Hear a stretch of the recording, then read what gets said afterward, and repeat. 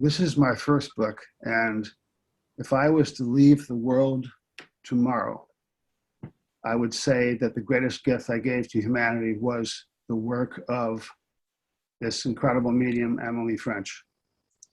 It was the very first thing I discovered within the grasp of immense loss. So the work of this medium just shone forth and saved my mind, actually. It really did. Because of the evidential weight of the story. Emily French was born in 1830. She passed in 1912, as the screen shows there. She was investigated by a very famous lawyer, Edward Randall, from Buffalo, New York. Emily lived in Rochester, which is a neighboring town. And the lawyer sought to expose her as a fraud and hadn't met her. But he went to Rochester and met Emily. There was two other men of national reputation at her house.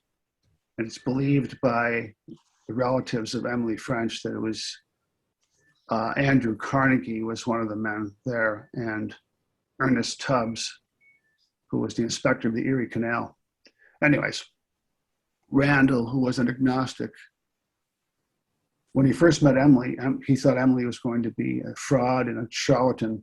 She was very old. At that time, turn of the century, she was 60 years old. So they had a seance, and he heard male voices speaking, but his agnosticism, he believed it was her being a master ventriloquist, which is just ridiculous. So he invited Mrs. French back to his house in Buffalo. And she said, nothing would give me greater pleasure. So there they went. And under his own exacting conditions, being a famous lawyer, used to sifting evidence, interrogation of witnesses, there the humble Emily French and him sat. And the voices, which were to me the crown jewel of mediumship, was independent voice. The voices manifested about 3 feet above her head, out of the thin air. And so after 22 consecutive years, which is unprecedented in psychic research, they carried on conversations with spirits. Edward Randall did, and he had the mental wherewithal to have secretaries and stenographers in the room who could take down in rapid fire in the total Stygian darkness what the spirits were saying. So that enabled Edward Randall to be able to be free to question the spirits. So it took me a long time to find their work. It took me 8 years to compile and find all their work. I did not even own a computer.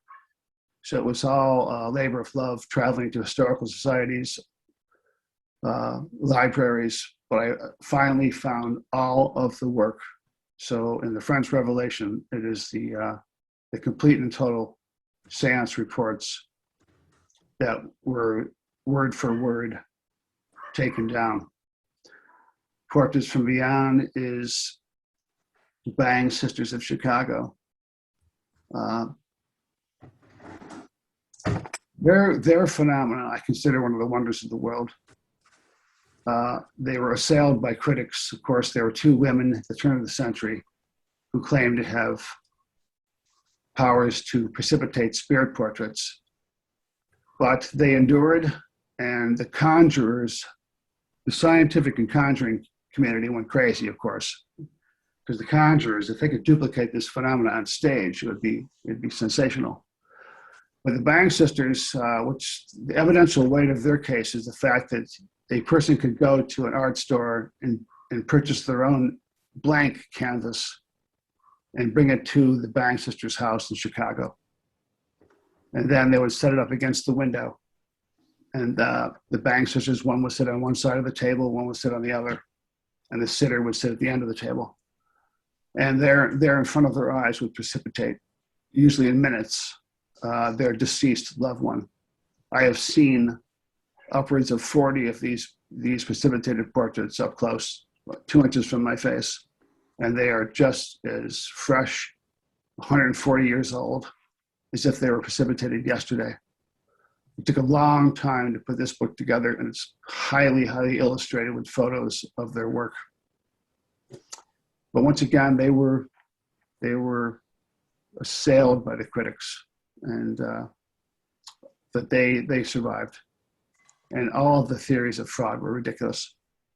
This next book, The Direct Voice, I will say hands down, Elizabeth Blake, who is absolutely unknown, lived on the banks of the Ohio River. She passed away in 1920, but for 60 years previous, she gave sittings for direct voice mediumship. In her case, she used a trumpet. Trumpet is it's hard to explain to people that don't understand what the trumpet is, but it's not a musical trumpet, of course, but in her case, because all of her sittings were held in the light, she had a long metal tube, which they also call a horn. It was thin and about 2.5 feet long and distended in the middle. This way, the spirit operators, in those mysterious ways they work, could use the darkness of the little chamber in the middle of the trumpet to condense the energy. I would consider Mrs. Blake the finest direct voice medium of all time. I still say it and always will. She was hands down the greatest direct voice. There was never an instance of the spirits not coming through. She was, of course, accused of fraud. That didn't work. Ventriloquism, all of it. She was one of the only mediums I know who could, in the middle of a seance, say to anybody sitting there, "Is there anybody you wish to specifically speak to?" And if someone said, "Yes, my Uncle George," for instance, within seconds, that spirit would come through and speak in their own voice. I've never heard of that. So, to me, the greatest direct voice medium of all time, Elizabeth Blake, and I'm honored and privileged to put the book together about her. Spectral Evidence, Volume 1 and Volume 2 is filled with a compendium of just mind-staggering events. There's just not enough information on all the mediums of historic spiritualism to compile a complete book. Very little information was logged during the great heyday of spiritualism, which I would put between 1848, when the Fox sisters' manifestations happened, to about 1960 or so. This is not to include indigenous cultures, which goes back thousands of years before that. This is Victorian spiritualism, and Volume 1 and Volume 2 is just a compendium of what I say is mind-blowing. I really researched this out, and the appendices of these books are like tiny books unto themselves. I tried to fill these books with as much as I possibly could for the readers. There is reading references. There's all kinds of different little things to add to it. But it's a grouping of many of the great mediums who are really unknown. Your average person doesn't know anything about these things. So it took a while, as they all do. And Volume 1 and Volume 2, they're like a son and daughter to me, those two books. And they're filled with stuff, filled with all different things. Spirit possession, personality exchange. My goodness, the spiritualist camps alone is really great. Lily Dale, Camp Chesterfield, all of them.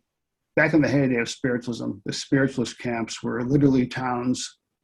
Like Lily Dale at one point in the turn of the century was a town of physical mediums. You could in one evening, you could see a materialization medium, independent voice medium, astonishing, direct voice, anything back in the heyday. So that's Volume 1 and Volume 2 of Spectral Evidence. Riley, can I just throw in a question there, because it was something that I had to learn about, was the solar plexus voices. Can you tell us a little bit about that? One of the great heroes of spiritualism, and to me, of life itself, is Maurice Barbanel and his wife, Sylvia. Of course, anybody knowledgeable in the subject would know that To me, one of the great blessings to the world was Maurice Barbanel's trance mediumship with Silver Birch, of course, that Wendy knows this very well, and Victor. Maurice Barbanel in 1940 visited Lilydale. In 1940, Lilydale was remarkably incredible with the mediums there.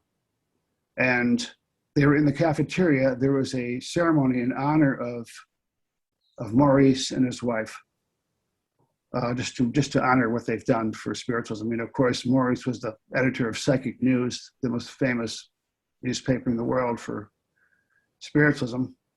And Sylvia was talking to a woman called Ann Kaiser. She was from Buffalo, and Lilydale, of course, is right there in Buffalo. And while Sylvia was talking to her, another voice broke into the conversation, a third voice, and and Sylvia recognized it as her grandmother. So she went and she told Maurice, and it was the cafeteria was filled with people. They were all smoking. You know how it is, jibber-jabbering away. So Maurice took Ann Kaiser into the other room where it was quiet, and his brother-in-law immediately came through. And Maurice was no one to be fooled. His word is gold in spiritualism. And he just said it was emanating from her solar plexus. It was a voice. So in the middle of her chest was just talking. It's astonishing. The solar plexus voice. We should all have one. Thank you, Riley. Riley, we're in a room full of people who love animals. We've probably got 1,000 animals between everyone sitting here. Giles having contributed probably the most animals present. Can you talk a little bit about the mediumship in animals? That came from Allan Kardec, of course, one of the great masters of spiritual teaching. And I included that because being myself an animal before human person, animals come first with me. I suppose it's because of the no spin zone truth. We all know. If you're an animal lover, you know exactly what I'm saying. But Allan Kardec brought notice to the fact that animals in general are basically mediumistic. And if you've ever been in the presence of an animal when there's something else in the room, it's a very evidentially astounding experience. It happens all the time with my cats, dog. We've all experienced something because animals just know when there's another spirit presence. Right. So that's what that's about. Oh, sure. Thank you. The Davenport brothers of Buffalo, New York, to me, I consider still preeminent, even though they passed away in the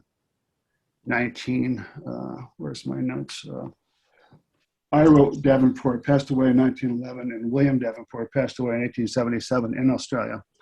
Davenport brothers from Buffalo, which I've been investigating and researching since 1994.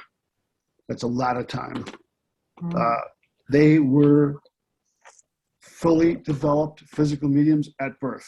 There's no circle, no meetings every week, none of that.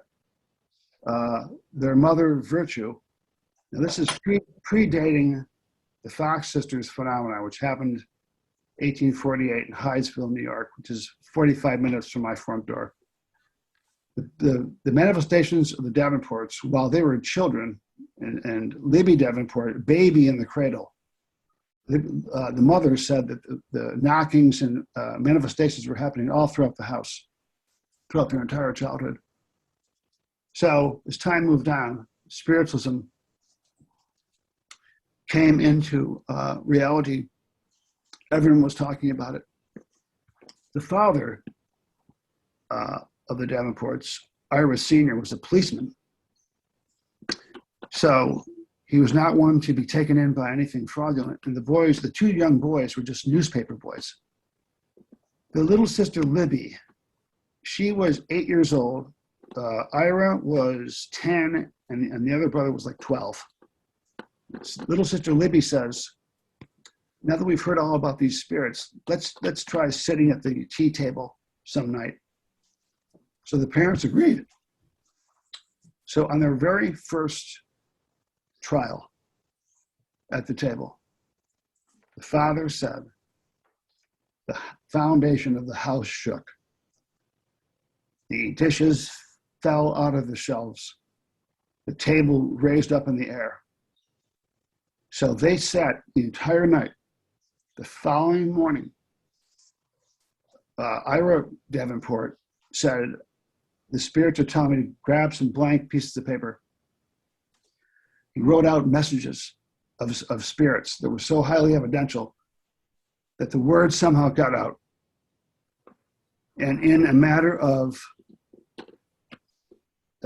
days, the word had spread so far that the mother said, on the second night they sat, there was no less than 2,000 people outside their house.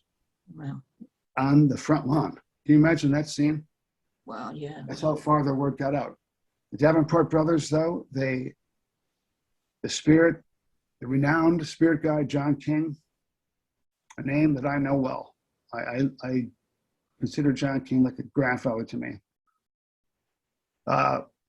He had the brothers go on the road at their own expense. They traveled through almost every state in the United States and performed. They never claimed they were mediums. They never claimed anything but the fact that strange things happened in their presence. Their lives were in peril around almost every turn of the road. But they, at their own expense, they rented out halls, and they had one of the first constructed cabinets, which was constructed under the guidance of the spirit guide, John King. John King, who also, by the way, was the one who invented the trumpet. As we all know, the spiritualist trumpet, that's John King's invention, the spirit. They traveled far and wide, and then young William died in Australia unexpectedly. I think he had tuberculosis. Mm. But I found their house in Buffalo, New York. I found where they did their thing. But I could talk all night on the Davenports. I've always wanted to have a definitive book on first-hand reports delivered through the great mediums and descriptions of the afterlife. In my first book, I was stunned by, I just find great interest in when a spirit comes through independently or, through a great medium and says, here's what happened the moment I died. I've always been enthralled by that. But I know that each and every one of us will experience something unto ourselves when we pass away. Everyone's experience is different. But I thought it'd be nice to have firsthand reports of the afterlife itself, what spirits have to say. So, and I was courageous enough to add a chapter on the dark realms. And that's important. I think it's important for people to realize that there is definitely a dark realm that needs to be said for people that always wonder, where is the justice in this world? Well, nature's justice is the most perfect. And so on the threshold of the afterlife, what you have said and done, every word out of your mouth, every thought in your brain is creating a condition that you inherit in the afterlife. To me, it's the perfect justice. It's just saying, here's what you created yourself. So there's a very stunning report on the afterlife. And I was reluctant to do this, but I added it in chapter 2. My wife and I have gone to the Brazilian and Ecuadorian rainforest twice in the mid-90s, and we ingested the most powerful atherogenic brew, ayahuasca, numerous times with real shamans. It's called the Vine of Death, ayahuasca. And chapter 2 is what I saw and heard. And there's no doubt in my mind that I was in the spirit world. I thought I had passed away, actually, during the experience. I was really reluctant to put it in the book, but I think that the readers will find it interesting to read. Is the latest one, and as you can see at the bottom, man, in my opinion, it stands at almost the top of the list is Victor Zamet. And of course, Wendy knows what I'm saying. For him to say it's a monumental achievement is the first thing that can be said. I found this wonderful artist. I went through and I tried to think, how could I ever find a cover for something of this nature? And there it is. I found the perfect illustration for the cover. And in this book,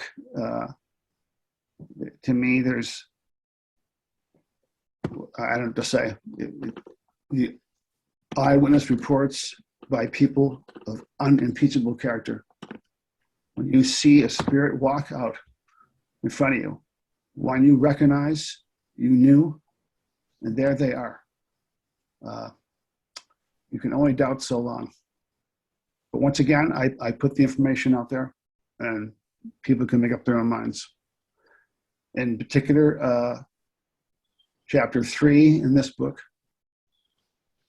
is materialization in the light. And I don't know what to say. It's I couldn't believe it when I was reading it myself, of spirits having walk out of the cabinet in the full light of day and stand there in the sunshine shining on them in the middle of someone's living room. It took a long time to put this book together, but I think that it will speak for itself. I'd also like to give a shout out to August Goforth, who did all the illustrations for the last 6 of my 8 books. Trying to find an illustrator, someone to help you put it together and set the book up is almost an impossible feat. But I did. I found August Goforth.